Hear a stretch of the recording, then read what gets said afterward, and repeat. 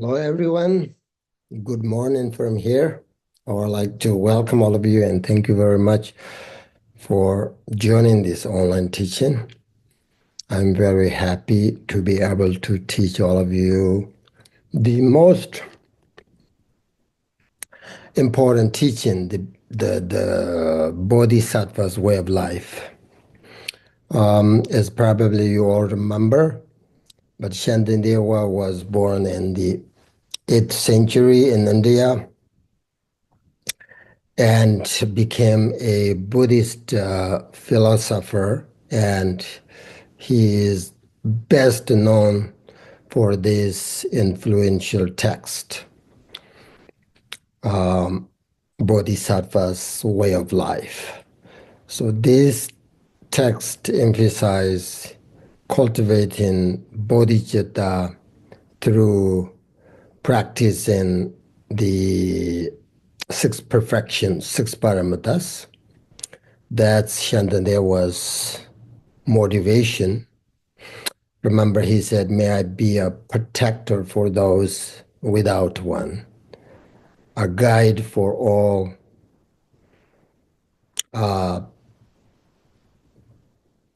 liberation travelers on the way.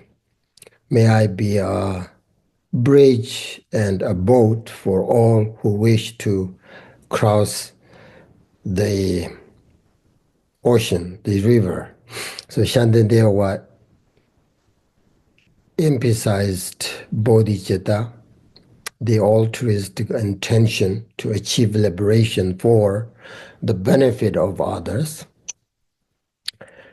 and as the foundation of the bodhisattva path, Mahāyāna path. So this teaching had a profound influence on Mahāyāna Buddhism. So if someone wants to practice bodhicitta, this teaching is, as I mentioned many times, the best, because this text provides a detailed step-by-step guide to developing bodhicitta, and it addressed both relative and ultimate aspect of bodhicitta. The aspiration to benefit all beings through compassionate action is relative bodhicitta, right? And the wisdom of emptiness relies in the true nature of reality is what we call ultimate bodhicitta. So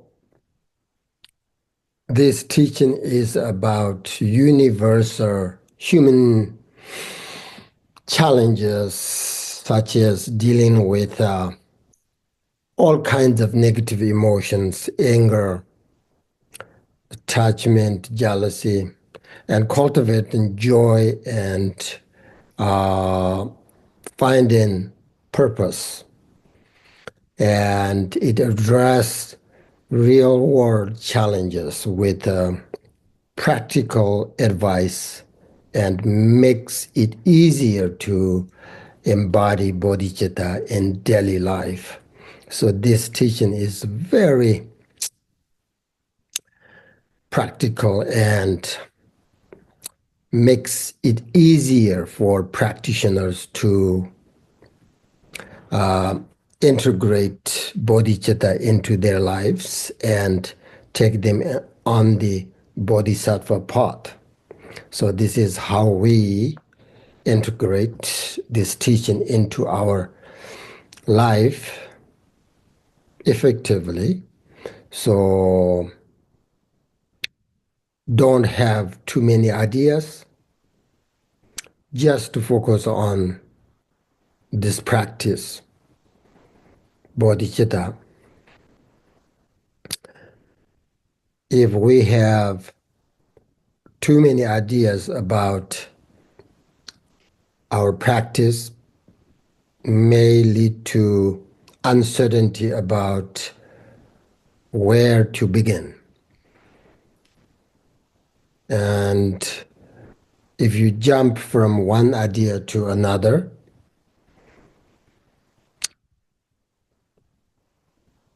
you will not give each one enough time to fully experience in your mind. So people always like to practice different things. But I think practicing bodhicitta is everything. There is no way to practice Mahāyāna purely without bodhicitta, dharma purely. So begin by reading this text, right, slowly, one chapter or a few stanzas at a time. Then you choose a good and clear translation with commentary if you need it. But maybe you don't need it. I am explaining all these stanzas.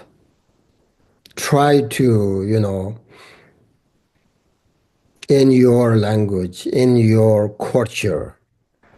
So I hope you understand this text. But if you need commentary, there are few good commentaries already in English. You can read it. And then you need to reflect on key stanzas that inspires you. For example, for me, I told you many times, the first chapter, the eighth stanza, is the key stanza that inspire me the most and is beneficial when I think about it. So whatever you like and inspires you the most, you have to reflect on that over and over again and again. And then each morning, dedicate your day to cultivating bodhicitta. Say something like, may I act today in a way that benefits others and brings them happiness, even little happiness. You see, this simple intention really helps shift your focus from self-centered concern to a compassionate mindset. So reflect on the kindness of others, including people you don't know personally, but recognize how interconnected your life is with theirs. So we have to make small acts of kindness daily. That's the foundation for bodhicitta. We don't have to wait, do things that help others until we successfully generate bodhicitta in our mind. We don't have to wait that. It's like even like small act of kindness in daily and in our life. That's the foundation. That's how you practice bodhicitta. Take step by step and start with small actions, even like your mental action inside in your mind. And also, you should know that anger is one of the, in Buddhist viewpoint, the anger is the one of the biggest obstacles to bodhicitta. So when someone frustrates you, try to sort of remember Shantideva's instructions and especially the patient chapter, and then reflect on them try to, reflect on them during the challenging moments if you can. So the key point is whatever you do, think of it as an opportunity to practice bodhicitta. Think like, may this action bring comfort, happiness to others. It's small action, mental action, but it's the best sort of is the foundation. Develop bodhicitta in your mind in daily life. Shantideva himself was a great practitioner. So his teachings, not intellectual thing, So he's great practitioner. His teachings encourage us to start where we are with small but consistent steps, transforming ordinary life into a part of compassion and wisdom. And in order to do that, we have to focus on our inner development rather than the outer situation. So we cannot control everything that arises outside. But if we develop inside through practicing bodhicitta, then we control both the inner and outer situation. Then we have peace of mind, and this peace of mind comes from our inner practice, bodhicitta. So the purpose of Shantideva's teaching is to benefit us, benefit all who practice in, this text, bodhicitta, the way of bodhisattva. So anyway, if we use this teaching is in our practice, it will help us live more peacefully, meaningfully. That is what's important. So now I'm going to pick up where I left off last class, which is the 48th stanza. It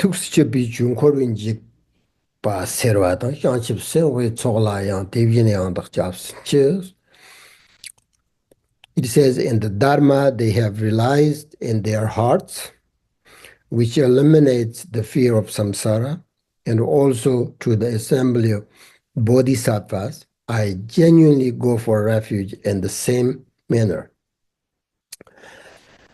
As I mentioned before, this teaching addresses purification, right, and the negative karma and the accumulation of merit as preparation for generating bodhicitta. The purification practice we have is remember 4 powers, and we finished the first power, the power of regret, right? In the last class, we talked about the power of sport, right? Which is taking refuge in the 3 jewels. When we take refuge in the 3 jewels, we are not doing it just for a day. But until we eliminate mental afflictions and are free from suffering, that's how we take refuge vows in three jewels. So in order to follow the right advice, we need to act, not just pray and not just hope. So if we are not able to follow the advice of the Buddha, advice of bodhisattvas like Shantideva, then there is no such thing as taking refuge in them. There is no such thing as refuge vows you can keep. The logical order is this. First, recognize the mistakes of our wrong actions, and then we feel and process regret as it can lead to meaningful growth. Use this regret to understand the root cause of the mistakes and root cause of the suffering. And then we look for protections, right? Support and guidance. With their instructions, we can move towards improvement for mistakes we made in the past. The Buddha said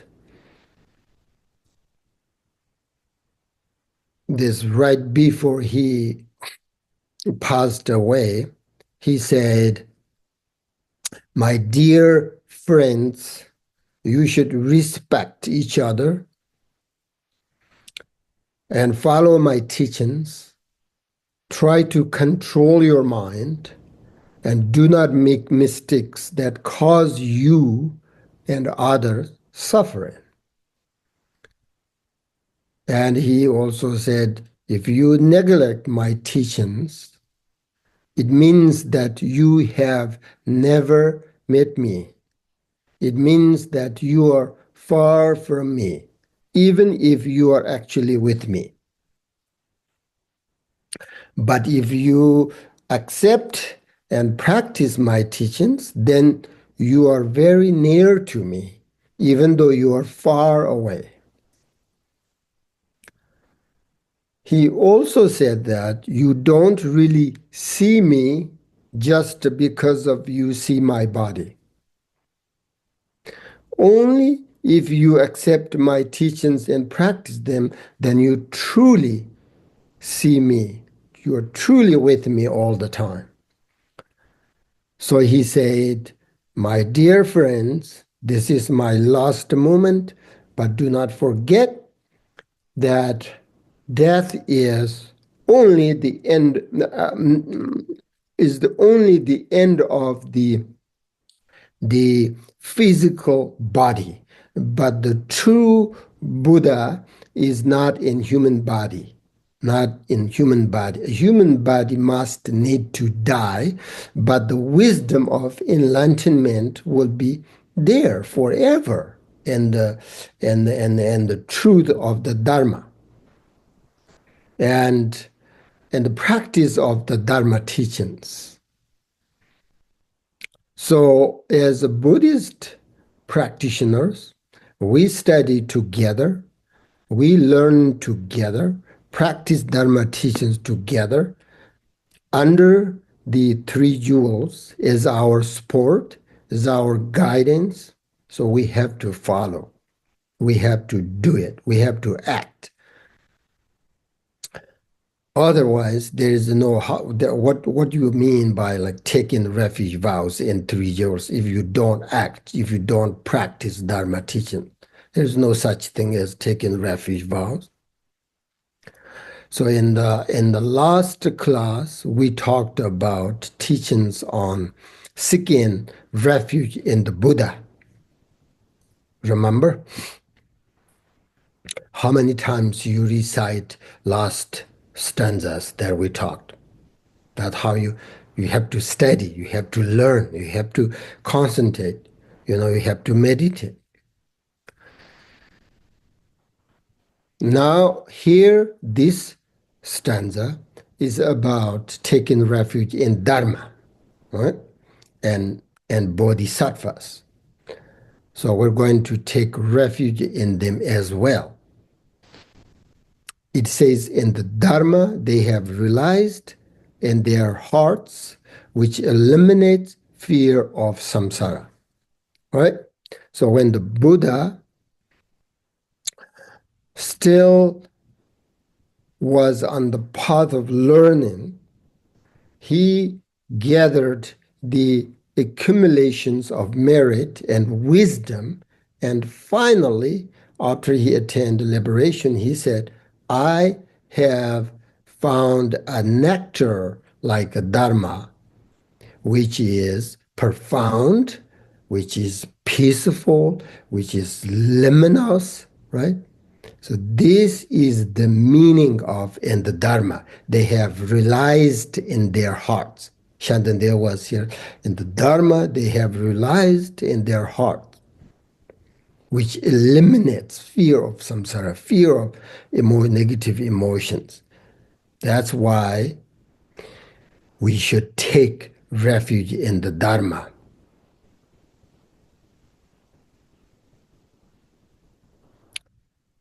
If we practice Dharma,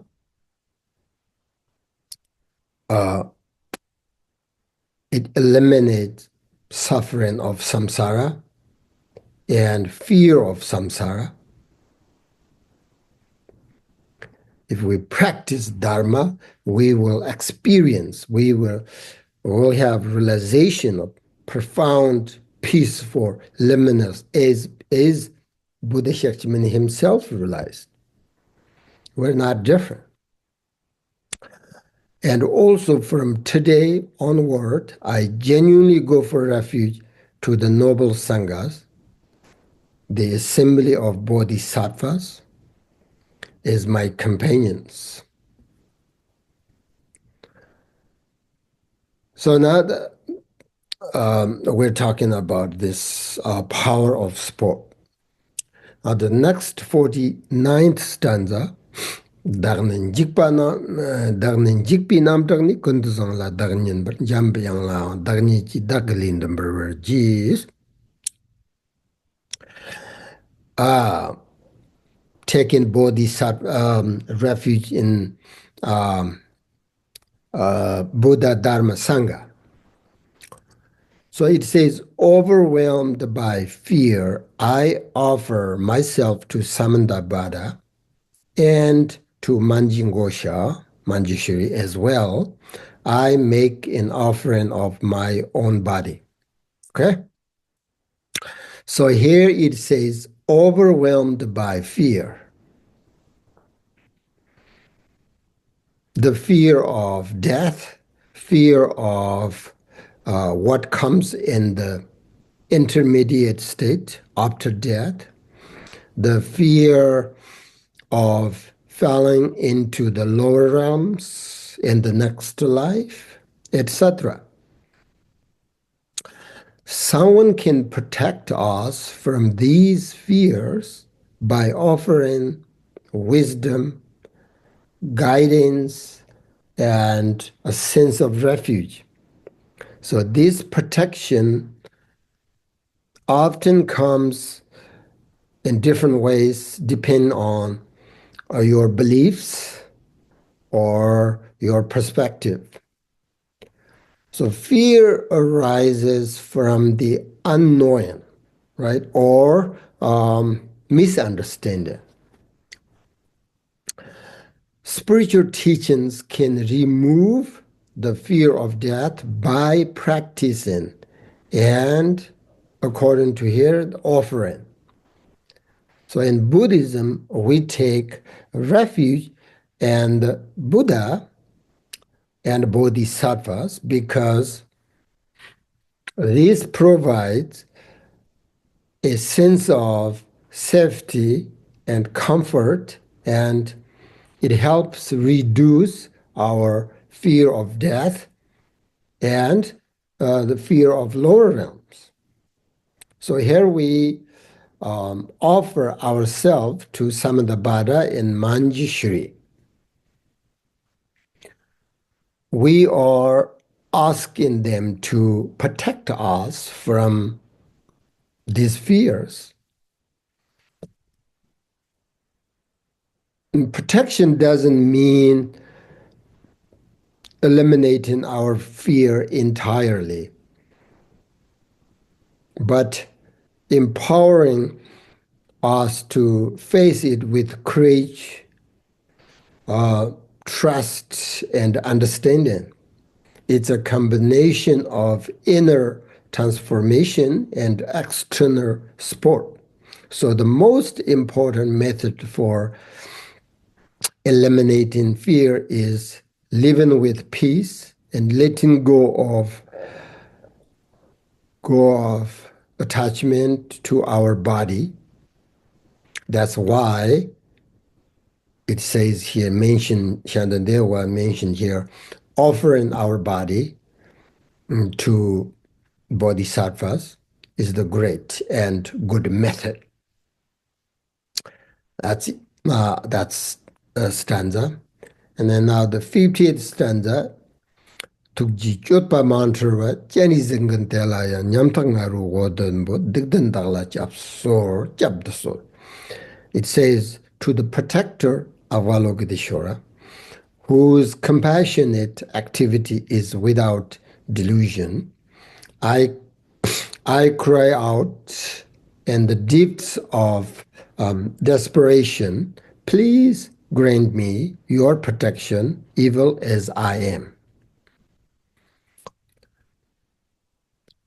I mentioned before, this section is the power of support, which is seeking refuge in the three jewels and seeking help in the bodhisattvas, those who possess the power of genuine compassion, bodhicitta, and love.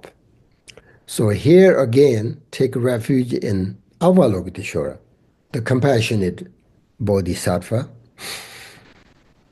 whose activities are always unmistakable. But again, it's our responsibility to eliminate fear and unhappiness. So taking refuge and saying the prayers and mantras can be very, very powerful method for eliminating fears and unhappiness,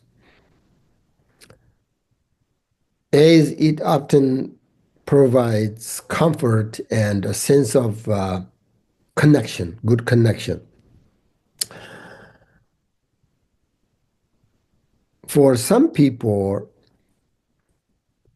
prayer brings inner peace and helps them eliminate their fear and unhappiness.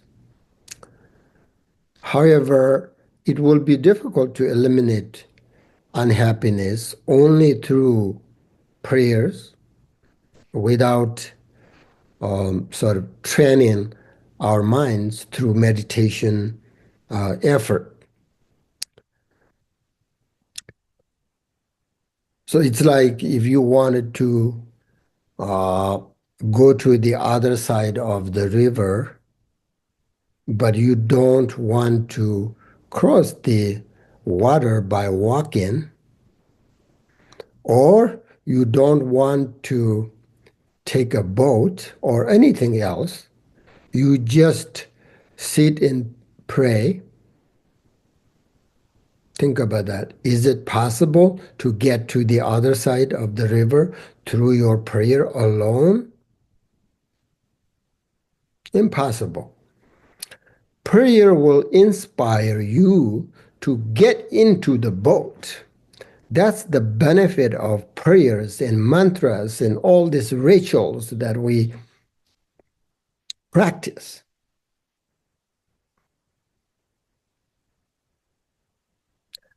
Similarly, if you don't train your mind through meditation and practice, it will be difficult to eliminate negative emotions just by saying some prayers and mantras. I mean, but saying some prayers can inspire you to work with your mind through meditation. That's important to understand as Buddhist practitioners. Okay? Otherwise, some people just sit down and say prayers and mantras um, without sort of good understanding or good visualization, good meditation, just saying prayers. I mean, it's still good, but not it cannot eliminate negative emotions and develop bodhicitta in our mind. The best way to practice bodhicitta, and whether you sit down or you're, doing other things, just be mindful and not harm others and understanding what is the purpose of this life. I mean, we are going to, as Bodhisattva said, the physical body must end and die. And then we talks about these things like hundreds, thousands of times. We leave behind everything. So what is the point? What is the point of this life? We have to recognize, we have to understand that, and do something. Whatever you think the best, whatever you think, whatever you understand, the purpose of your life, okay? That's, I think, very important because we never know in the next whether we have chance, opportunity to do something or not. So right now we have these great opportunities. We should do something every single day. Now the next 51st stanza. Papa namkin hyangbo tang sayin hyangbo tagdang tukji chimgun temchilla chapsir nyangni wadunbo to Arya Akashigarba, Krishna Garba, and all the lords of great compassion, seeking refuge, I cry out to you from my heart. Remember, today's the topic, the teaching is about the power of sport, right? The four powers, so you all understand that. This is so important. So the four powers, this is the purification practice, right? So that we can generate bodhicitta. That's the point. So the power of sport, today we are talking here about the three jewels, and then the last is we're talking about basically taking refuge in bodhisattvas, the Buddha Dharma Sanghas, means bodhisattvas, right? So here it says, take refuge in Akashigarba and Krishna Garba, two bodhisattvas here. So Krishna Garba is a great bodhisattva in Mahāyāna Buddhism. Namkin Hyangbo in Tibetan, it means essence of space, his name. And symbolizing vastness, wisdom, and infinite compassion. He is particularly associated with the fulfillment of wishes and potential for spiritual growth. And he is often invoked for purification. Okay? Khenpo Sherab said that since we took all different kinds of vows, right, but we have not kept them as purely as we were supposed to, so it is important to rely on Akashigarba practice with prostrations and offerings to purify our broken vows. And as the Buddha said, Papa Namkin Nyambo, Arya means Papa means Arya Akashigarbha is like a walking stick for beginner Buddhist practitioners who have committed a downfall. And also here we take refuge in Krishnagarbha, and he is another bodhisattva in Mahāyāna Buddhism, and we call him Nyingma in Tibetan. It means earth treasury, or the essence of the earth, symbolizing his deep vow to remain in the world until all beings are liberated from suffering. He is famous for his profound vow to delay his own enlightenment until all beings in samsara have been freed. His commitment makes him a figure of immense compassion and selflessness. That's why we call him a great bodhisattva. Nyingma, Krishnagarbha. One time, Kanchen Jigme Phuntsok told us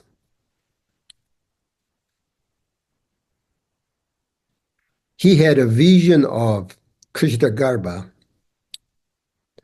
and he said that this bodhisattva is protecting us. So it's important that we practice his mantra, his ritual. So since then, he created a ceremony of Krishnagarbha for 1 week every year at Larong Monastery, Laronggar. And at that time, people came to Laronggar from all over Tibet, and we practiced together Krishnagarbha's ritual and prayers and mantras. According to Kanchen Jigme, he considered this so important. We have a connection. He always say that. So we should practice Krishnagarbha, purify our, negative karma.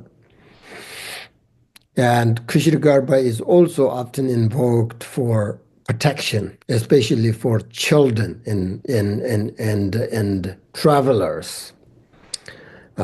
Parents and the people in Asia commonly pray to him for the well-being of their family members, and especially their children who have died prematurely. So Krishnagarbha especially protects those who act out all kinds of afflictions. So he will protect us from broken vows and the fear of death if we practice him and correctly, So that's power of support. We take refuge in these bodhisattvas in order to generate bodhicitta in our mind. Now the next 52nd stanza, I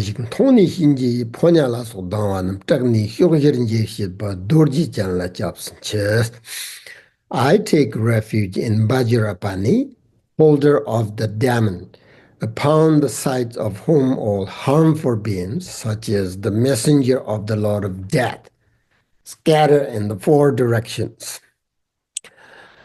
So here we again take refuge in Vajrapani. He is a significant figure in Mahāyāna and Vajrayana Buddhism, right? So his name is Chakna.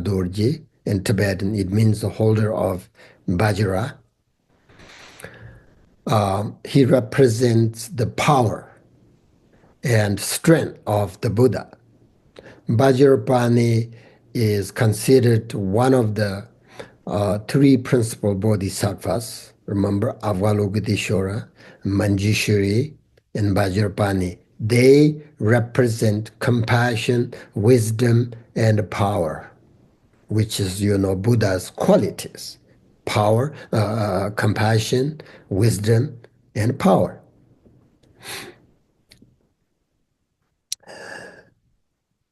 Vajrapani symbolizes indestructibility, spiritual power, and the ability to destroy obstacles and break through fear. All these, different kinds of fears. If you practice Vajrapani, because he represents the power. He has a power to break through all these fears if we practice Vajrapani. Hom Vajrapat. He is associated with Vajrayana practice and rituals and embodying the energy required for spiritual transformation. So Vajrayana practitioners invoke him for their strength, courage, and protection on the path to enlightenment. Okay? So here we take refuge in Vajrapani in order to purify and break through all these fears, unhappiness, and generate bodhicitta. Now the next 53rd stanza,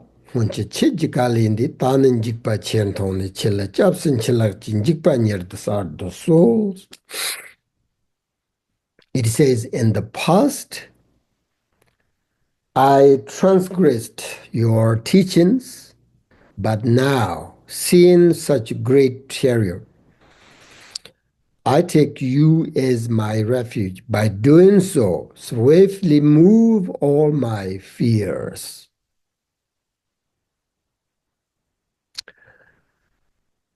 In this section, the power of sport, we seek protection and refuge in Buddhas and Bodhisattvas for the sake of all beings and for ourselves. The reason we seek refuge is because we wish to purify our negative karma so that we will not experience the suffering that inevitably happens from it. So we must seek refuge in someone who is able to help us. This is similar to when we are, I think, when we are sick, we go to a doctor and we hope to get better. But the thing is, if we don't follow their advice, we will not get better. Just seeing a doctor and having them tell us what to do, if we don't follow their advice, right? That's very understandable, right? Likewise, if we take refuge in Buddhas and Bodhisattvas, but don't follow their advice, don't follow their teachings, then the connection we have sort of can become a superficial. We cannot, meaning, if we don't follow their teachings, don't practice, basically, there, we can't, there is no protection, there is no refuge. And here again, without practice in their teachings, taking refuge is just symbolic rather than effective.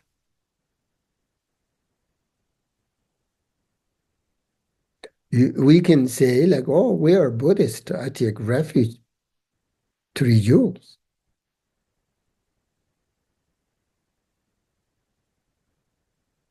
That's a kind of like symbolic. You can say that, but we're not really Buddhist. So the result of not following their teachings is suffering of samsara will continue. That means 3 jewels cannot remove all the fears and suffering we go through if we don't follow and we don't practice.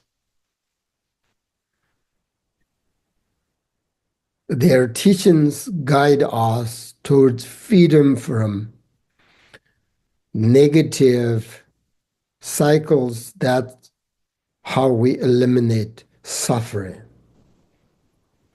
So the true or genuine refuge comes from trust and effort to embody those teachings in daily life.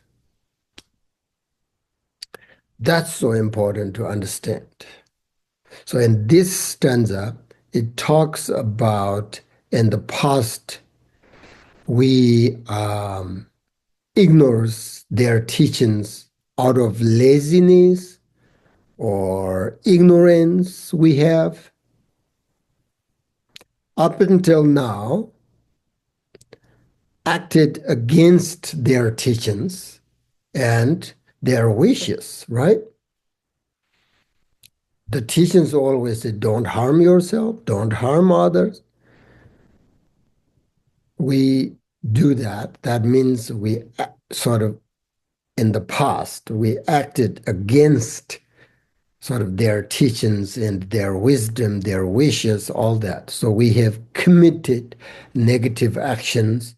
We have failed to engage in positive actions. Therefore, now we experience unhappiness, suffering, full of negativities, negative emotions. So now we want to take refuge again in them. So good thing is in Buddhism, it is never too late to take refuge. Whenever we need to take it. Even we take refuge in the Buddha Bodhisattvas at the moment of death, it can still create powerful positive mental states and karmic imprints that influence future rebirths and future sort of experiences. So never let. If a person sincerely takes refuge with faith, trust, and genuine wish to connect with them, it can help calm the mind, reduce fear. So in Mahāyāna Buddhism, for example, it is taught that reciting the name of Amitabha Buddha with sincere devotion at the time of death can lead to rebirth in his Pure Land. Right? Let's say,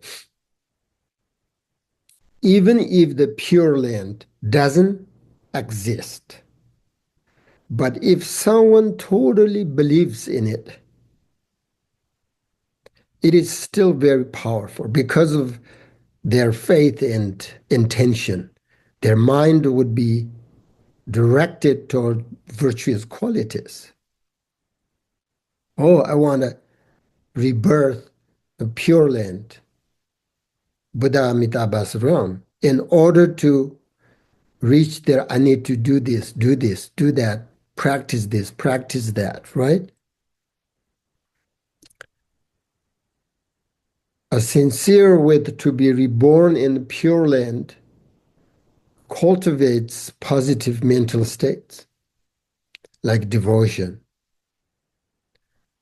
and aspiration for enlightenment, regardless of whether the Pure Land is real or not.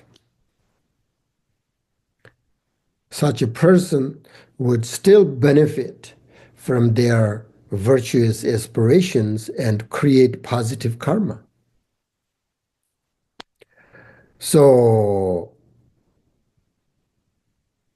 some Buddhist, schools believe in the Pure Land as a real place, but some others view it as a metaphor for a purified state of mind or an enlightened state of mind.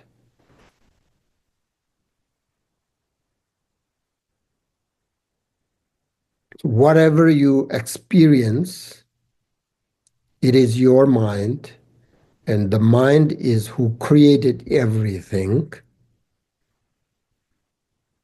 So whatever it is, if the Pure Land does not exist as a physical realm, but as a mental state, the person's aspiration to reach it would naturally help their mind.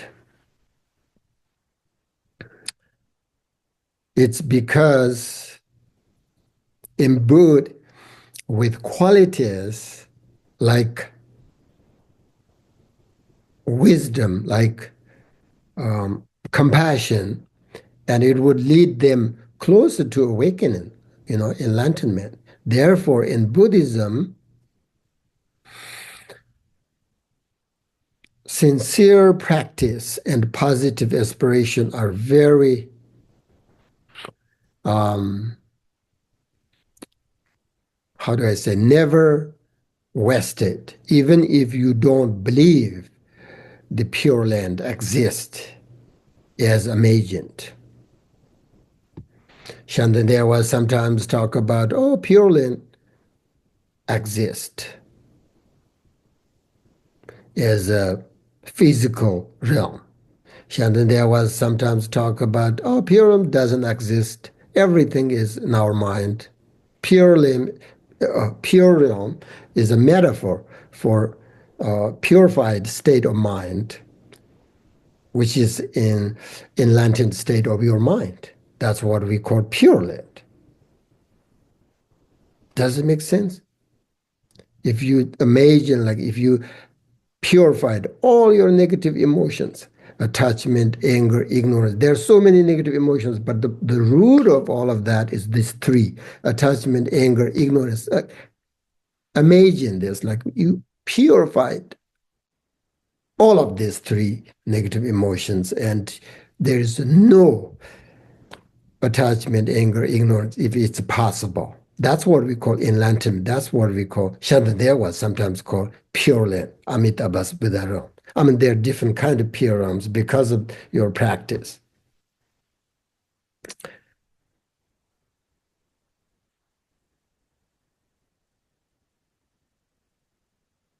So whether you believe or not, the effort to cultivate positive mental connections to it still leads to beneficial results, either in this life or in the future lives.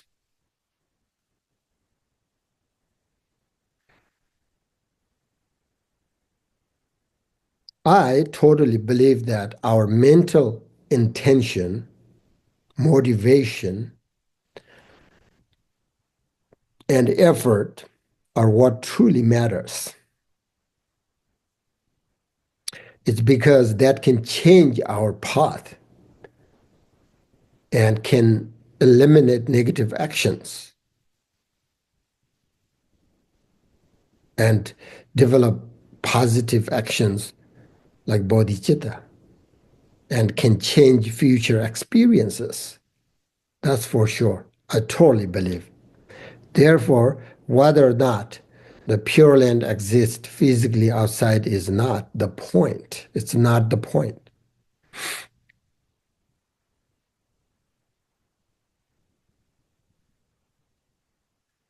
So, therefore, everything is generate bodhicitta, practice purification, all this power of sport, everything. It's because we have to eliminate these negative emotions that makes us unhappy, brings fear, all kinds of different kinds of, in Shantideva talks here, different kinds of fear, suffering of samsara, so that the bottom line is we have to generate bodhicitta in our mind in this lifetime, not next, not uh, future lives, this life. Then it doesn't matter. Doesn't matter. There's future life or not. There is a pure land or not. Doesn't matter. If we don't, because it's clearly we can see how harmful these negative emotions for ourselves and others. That's the point. That's Buddha's, the essence of his teachings. We have to purify all these negative emotions that make us suffering others. But the best for me, like my opinion, the best antidote is generate bodhicitta. In order to generate bodhicitta, this text, Shantideva's Way of Bodhisattva, is the best.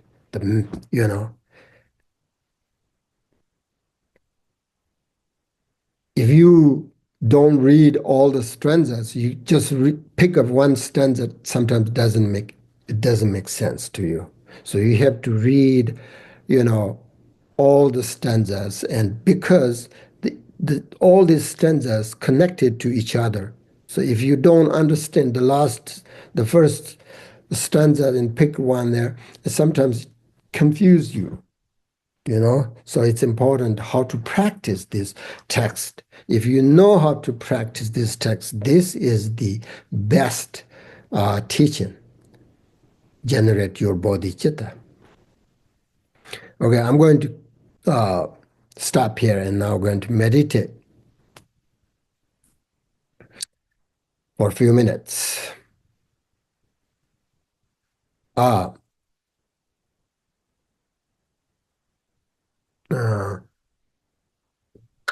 let's meditate on power of support, right? Which is today, or yes, last time, the main teaching, the topic, the power of support, right? The power of support meditation helps us cultivate a sense of how to gratitude and overcoming obstacles on the path, such as negative habits. So we can replace negative habits with positive ones, right? Through this practice, this power of sport, the purification practice. And this practice encourages a deep connection with the source of support in your practice so that you can move forward with strength, with clarity in your mind. That's the point. Power of support. Practice and meditate on power of support. So as usual, you sit comfortably and take a few moments to focus on your mind and allowing your mind to settle and become present. Sometimes it helps if you take few breaths, focus on it and let your mind and body sort of become present and relax. Whatever method, whatever takes you there. Just do that for a few seconds. That's as usual. It's a it's our mind is so fragile, and with this lot of distractions, it's hard to focus on meditation sometimes, right? So make sure um,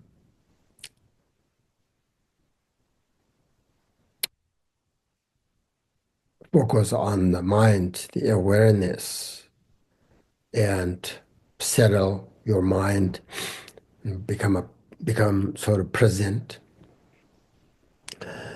Do that as usual, and then uh, try to, of course, generate bodhicitta, a deep aspiration to become awakened for benefit others. That's a sort of second step when you meditate. Um, Generate bodhicitta in your mind. So then your meditation, doesn't matter how long, it will be very beneficial. I truly believe that.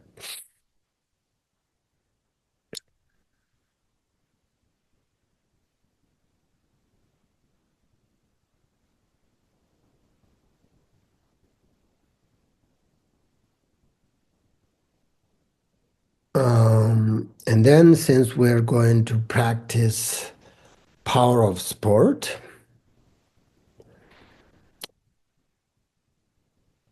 all there are different kinds of when you practice power of sport, we think about all different kinds of Buddhas, Bodhisattvas, whatever you call deities, or you know, but everything, when you take refuge in three jewels, everything include in three jewels. So first you visualize the Buddha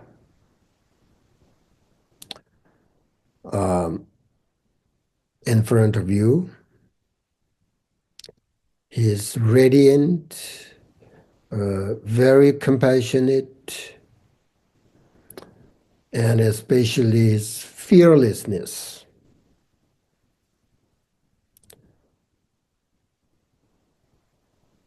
And you think this is someone who has overcome all suffering, someone who is overcome the ignorance. So I take refuge in him as my genuine teacher, a great teacher, and is my true refuge.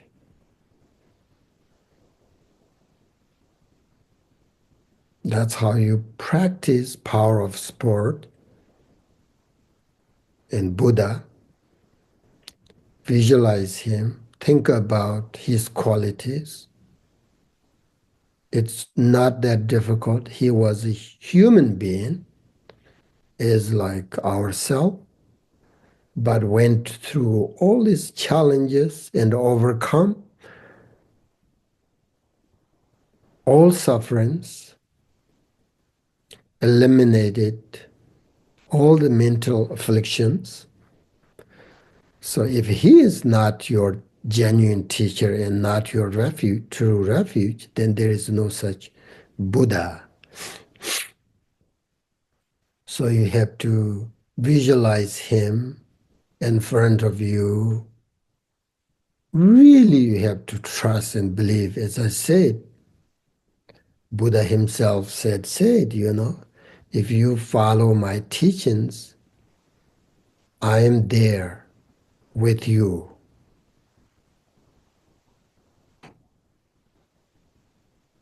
So his radiant, compassionate fearlessness just in front of you. You have to believe it.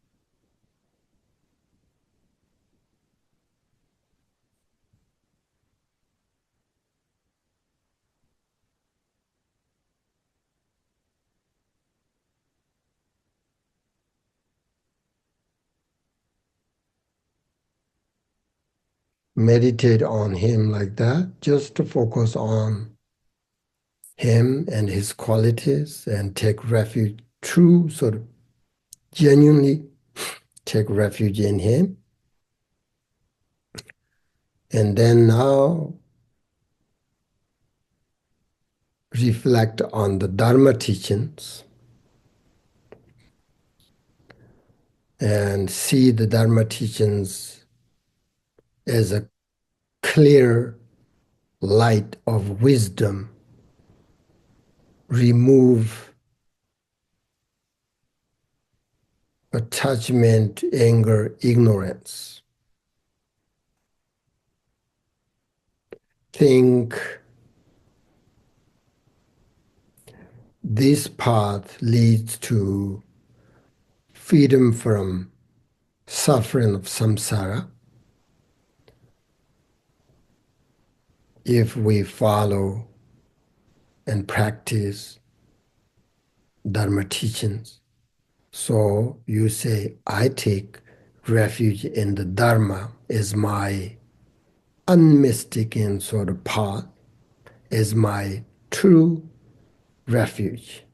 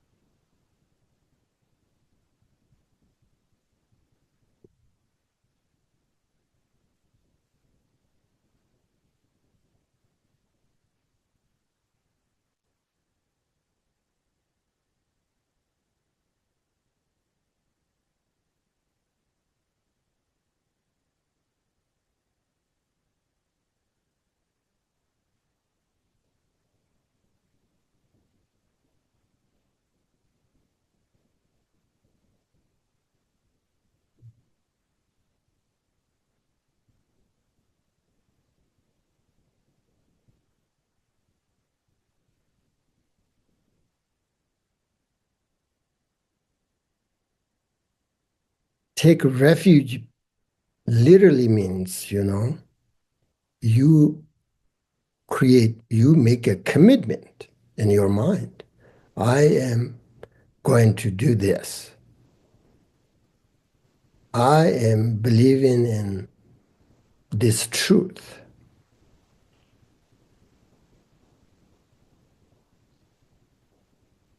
And this will bring me happiness, selflessness.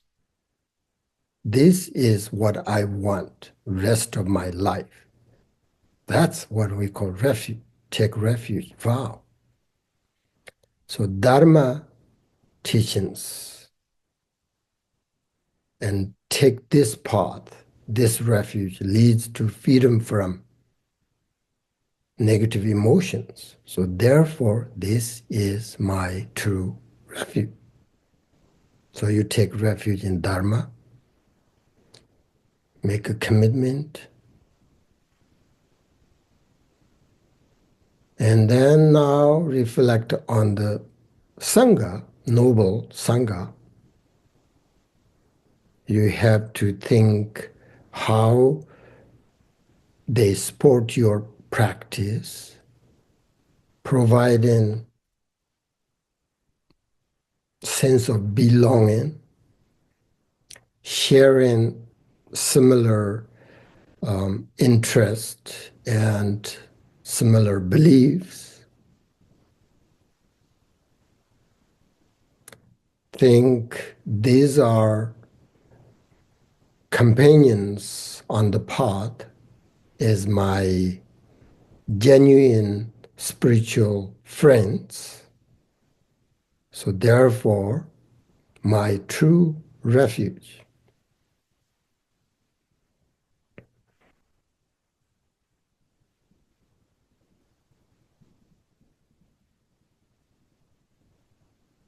You can think about all this we talked today, different kinds of bodhisattvas, Mahāyāna sanghas, or you can think about bodhicitta sanghas, the communities that we can help each other, inspire each other, support each other, so that you can grow your spiritual practice, so that you can reach your goal. That's why this genuine spiritual friends, my true refuge.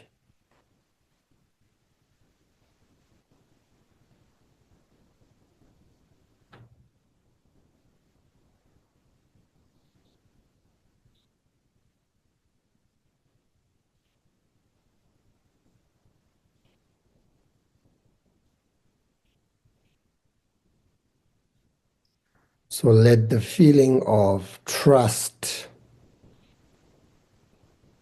safety, and inspiration grow in your heart through this power of sport, about 3 jewels.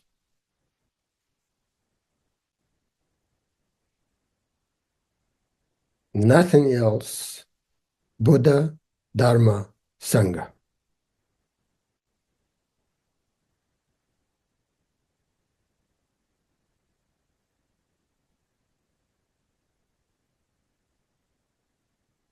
Do not bring too many ideas, all different kinds of deities, and just everything includes, as I said, these 3 jewels. So take refuge genuinely, take refuge in them, and then make this commitment in your mind. Remember, Shantideva said, in the past, I ignored the teachings, but now I recognize the most precious and important thing is practicing dharma until I die.